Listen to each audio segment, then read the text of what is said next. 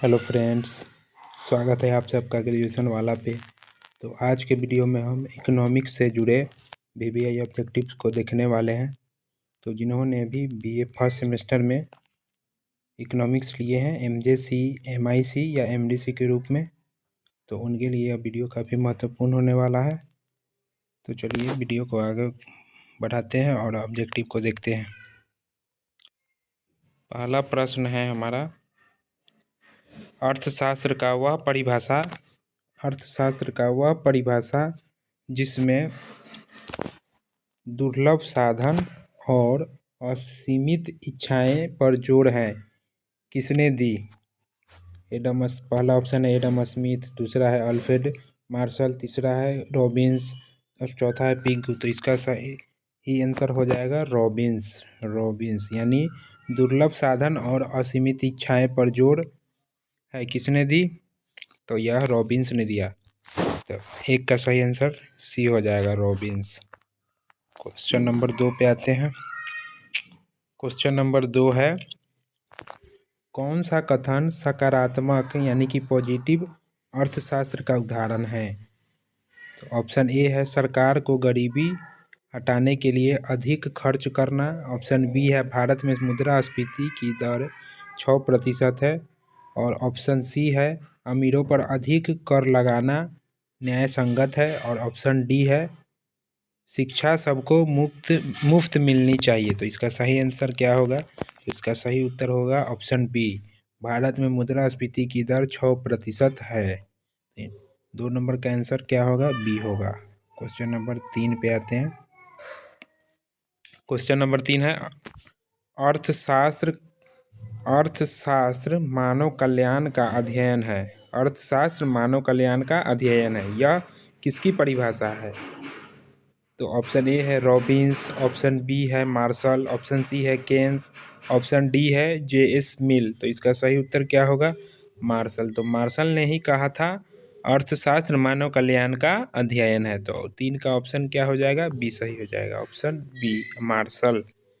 अब question number 4 पे आते हैं। क्वेश्चन नंबर 4 क्या है, सूक्ष्म अर्थशास्त्र मुख्यतः किसका अध्ययन करता है? सूक्ष्म अर्थशास्त्र किसका अध्ययन करता है? तो ऑप्शन देखते हैं। ऑप्शन ए है राष्ट्रीय आय और रोजगार, ऑप्शन बी है मूल्य स्तर और मुद्रास्फीति, ऑप्शन सी है व्यक्तिगत उपभोक्ता और फर्म के निर्णय, ऑप्शन डी है सरकारी बजट।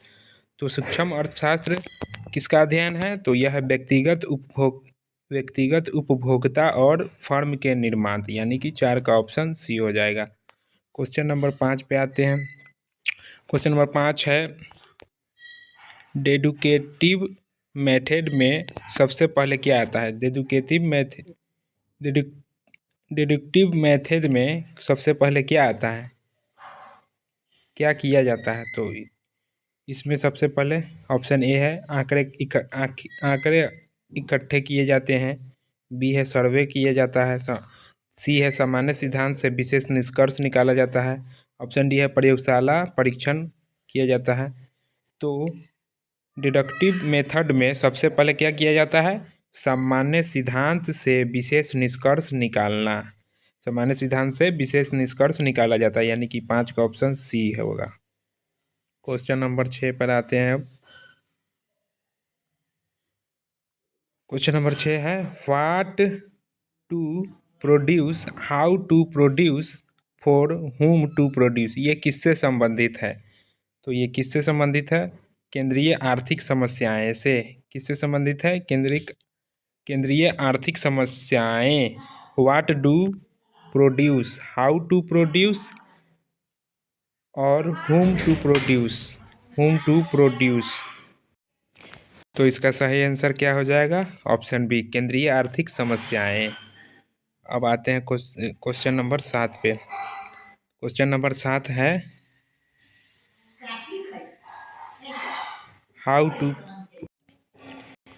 क्वेश्चन नंबर 7वां है, हाउ टू प्रोड्यूस समस्या मुख्यतः किसके बीच चयन से जुड़ी है? हाउ टू प्रोड्यूस समस्या मुख्यतः किसके बीच चयन से जुड़ी है? तो यह किससे जुड़ा हुआ है? श्रम प्रधान और पूंजी प्रधान तकनीक से थी, यानी कि 7 का ऑप्शन सी हो जाएगा, श्रम प्रधान और पूंजी प्रधान तकनीक।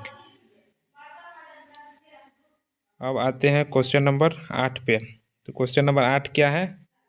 8 नंबर क्वेश्चन है, निम्न में से कौन सा मांग की आवश्यक शर्तें नहीं है? निम्न में से कौन सा मांग का आवश्यक शर्त नहीं है? ऑप्शन ए है वस्तु की इच्छा, बी है वस्तु के लिए भुगतान क्षमता, सी है वस्तु के लिए भुगतान इच्छा और डी है वस्तु का मुफ्त होना। तो क्या होगा इसका आंसर? वस्तु का मुफ्त होना। तो निम्न में से कौन सा मांग की आवश्यक शर्त नहीं है? तो वस्तु का मुफ्त होना। तो मुफ्त कोई भी वस्तु मुफ्त में तो मिलता नहीं है, तो इसका सही आंसर क्या होगा? ऑप्शन डी हो जाएगा। क्वेश्चन नंबर 9 पे आते हैं अब। क्वेश्चन नंबर 9 क्या है? क्वेश्चन नंबर 9 है, मांग के नियम के अनुसार अन्य स्थितियां समान रहने पर क्या होता है? मूल्य बढ़ने पर मांग बढ़ती है, मूल्य घटने पर मांग घटती है, मूल्य और मांग में सीधा संबंध होता है, और डी है मूल्य बढ़ने पर मांग घटती है, मूल्य बढ़ने पर मांग घटती है। तो मांग के नियम के अनुसार अन्य स्थितियां समान रहने पर क्या होता है? मूल्य बढ़ने पर मांग घटती है, मूल्य बढ़ेगा तो मांग तो घटेगा ही। तो 9 का ऑप्शन डी हो जाएगा। क्वेश्चन नंबर 10 पे आते हैं अब। क्वेश्चन नंबर 10 है, देखते हैं 10 नंबर। क्वेश्चन नंबर 10 है, निम्न में से कौन सी वस्तु जिफेन गुड्स का उदाहरण हो सकती है? तो कौन होगा इसका उदाहरण? ऑप्शन डी हो जाएगा इसका, अत्यंत गरीब वर्ग द्वारा खाया जाने वाला सस्ता अनाज, यानी कि 10 का ऑप्शन सी। क्वेश्चन नंबर 11 पे आते हैं। 11 नंबर है, दो वस्तुएं क्या है? दो वस्तुएं साथ साथ प्रयुक्त होती है, एक का मूल्य बढ़े तो दूसरी की मांग घटती है, ये कैसी वस्तुएं हैं? पूरक वस्तुएं, इसको क्या कहते हैं? पूरक वस्तुएं, यानी 11 का ऑप्शन बी हो जाएगा। दो वस्तुएं साथ साथ प्रयुक्त होती है, एक का मूल्य बढ़े तो दूसरी की मांग घटती है, ये कैसी वस्तुएं हैं? तो पूरक वस्तुएं हैं, यानी कि 11 का क्या हो जाएगा? ऑप्शन बी हो जाएगा। अब 12 पे आते हैं। क्वेश्चन नंबर 12 है, डिमांड कर्व के बाएं सरकने का कारण क्या है? डिमांड कर्व के बाएं सरकने का कारण क्या है? डिमांड कर्व के बाएं सरकने का क्या कारण है? तो ऑप्शन ए है केवल मूल्य परिवर्तन, दूसरा है आय स्वाद संबंधित वस्तुओं के मूल्य आदि में परिवर्तन, उसके बाद ऑप्शन सी है उत्पादन लागत में परिवर्तन, और उसके बाद क्या है ऑप्शन? कर दर में परिवर्तन। तो इसका सही आंसर क्या होगा? आय स्वाद संबंधित वस्तुओं के मूल्य में परिवर्तन होना, यानी कि 12 का बी हो जाएगा सही। Question number 13। क्वेश्चन नंबर 13 क्या है? आपूर्ति का नियम क्या बताता है? आपूर्ति का नियम क्या बताता है? मूल्य और आपूर्ति में सीधा संबंध बताता है। क्या बताता है? आपूर्ति का नियम किससे संबंधित है? मूल्य और आपूर्ति में सीधा संबंध होता है, तो यानी कि 13 का ऑप्शन बी हो जाएगा। अब आते हैं क्वेश्चन नंबर 14 पर। क्वेश्चन नंबर 14 है बाजार संतुलन। तो बाजार संतुलन जो है, बाजार संतुलन कब होता है? बाजार संतुलन कब होता है? जब मांग अधिक और आपूर्ति कम हो, जब मांग कम और आपूर्ति अत्यधिक हो, जब मांग की मात्रा आपूर्ति की मात्रा के बराबर हो, जब सरकार मूल्य तय करे। क्या कह रहा है? बाजार संतुलित कब होगा? जब मांग के हिसाब से उसका क्या होगा? आपूर्ति होगा, तो तभी तो बाजार संतुलन रहेगा। तो यानी बाजार संतुलन कब होता है? जब मांग की मात्रा और आपूर्ति की मात्रा में समानता हो जाए। तो यानी 14 का ऑप्शन सी हो जाएगा सही। अब आते हैं क्वेश्चन नंबर 15 पर। 15 नंबर क्वेश्चन पे आते हैं। क्वेश्चन नंबर 15 है मूल्य लोच, प्राइस इलास्टिसिटी। मूल्य लोच एक से बड़ा होने पर मांग कैसी कहलाती है? यानी मूल्य लोच जो है जब एक से बड़ा हो जाता है तो क्या कहलाती है? अपेक्षाकृत अधिक लोचदार। तो कैसी कहलाती है? तो अपेक्षाकृत अधिक लोचदार हो जाती है।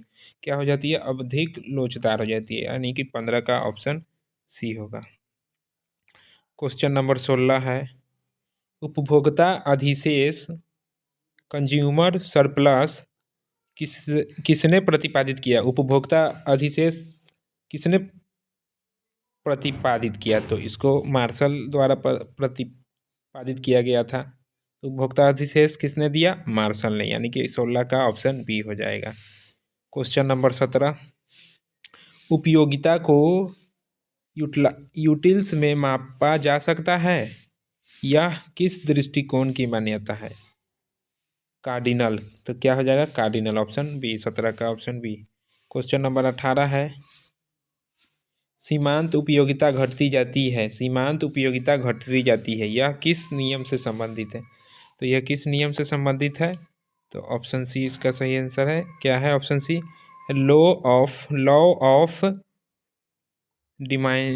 क्या है? डिमाइनिशिंग मार्जिनल यूटिलिटी, ऑप्शन सी हो जाएगा, 18 का ऑप्शन सी। क्वेश्चन नंबर 19, उदासीनता वक्र इंडिफरेंस कर्व। उदासीनता वक्र सामान्यतः कैसा होता है? उदासीनता वक्र सामान्यतः कैसा होता है? तो यह सामान्यतः होता है नीचे की ओर ढलान और मूल की ओर उत्तल। नीचे की ओर ढलान और मूल की ओर उत्तल, यानी कि ऑप्शन बी हो जाएगा इसका सही। कितना का? 19 का। क्वेश्चन नंबर 20, उपभोक्ता कब संतुलन में होता है? उपभोक्ता कब संतुलन में होता है? जब एमआरपी जो है PX/PY हो जाता है। तो क्या होता है? 20 का ऑप्शन सी हो जाएगा। क्वेश्चन नंबर 21, क्वेश्चन नंबर 21 क्या है? फर्म का पारंपरिक उद्देश्य क्या है? फर्म का जो है पारंपरिक उद्देश्य क्या है? लाभ अधिकतम करना। फर्म का पारंपरिक उद्देश्य क्या है? लाभ अधिकतम करना, ऑप्शन बी हो जाएगा 21 का। अब 22 नंबर पे आते हैं। क्वेश्चन नंबर 22 क्या कह रहा है? अल्पावधि संतुलन में पूर्ण प्रतिस्पर्धी फर्म अधिकतम लाभ कहाँ पाती है? जहां MC बराबर MR हो।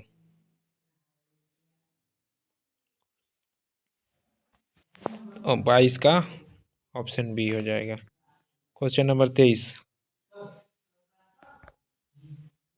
क्वेश्चन नंबर 23 क्या है? स्थिर लागत का कौन सा उदाहरण है? स्थिर लागत का इनमें से उदाहरण कौन है? फैक्ट्री का मासिक किराया। क्या है इसका उदाहरण? फैक्ट्री का मासिक किराया स्थिर लागत का उदाहरण है। फैक्ट्री का मासिक किराया, 23 का option C. Question number 24, question number 24 क्या है?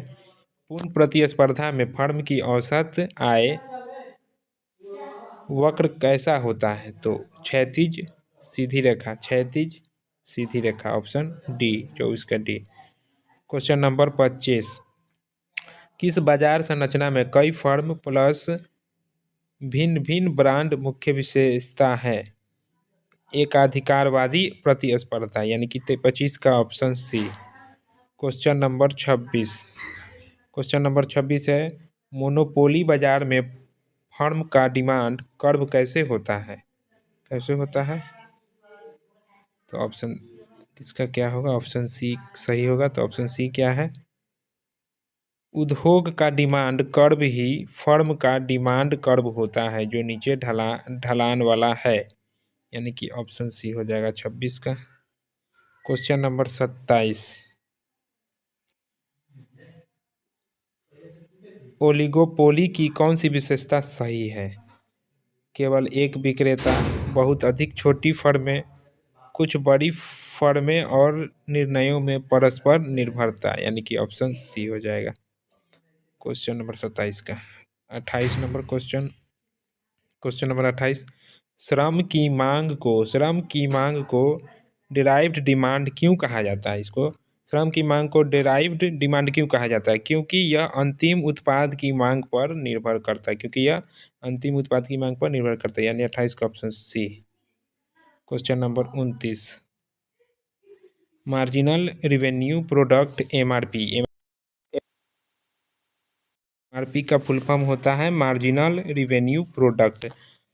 तो मार्जिनल रिवेन्यू प्रोडक्ट क्या है? तो MP into MR, MP into MR। 29 का ऑप्शन बी। क्वेश्चन नंबर 30 जो कि हमारा अंतिम प्रश्न होने वाला है इस सेशन का। क्वेश्चन नंबर 30 क्या है? आधुनिक सिद्धांत के अनुसार पूर्ण प्रतिस्पर्धी श्रम बाजार में मजदूरी किससे निर्धारित होती है?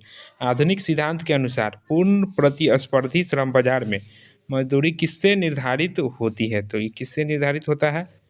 श्रम मांग और श्रम आपूर्ति के प्रतिच्छेद से, यानी कि 30 का ऑप्शन सी। तो इस प्रकार आज हम लोगों ने पूरे इकोनॉमिक्स के चारों यूनिट को मिलाकर सभी महत्वपूर्ण ऑब्जेक्टिव को देखा। तो अगर आपको यह वीडियो अच्छा लगा हो तो इस वीडियो को ज़रूर शेयर करें और चैनल को सब्सक्राइब करें। और इस ऑब्जेक्टिव का PDF हम टेलीग्राम पे डाल देंगे और टेलीग्राम चैनल का लिंक हम डिस्क्रिप्शन में डाल देंगे, तो आप वहाँ से ज्वाइन करके इसको प्राप्त कर सकते हैं। आशा करते हैं यह सेशन आपको अच्छा लगा होगा। आज के लिए इतना ही, धन्यवाद।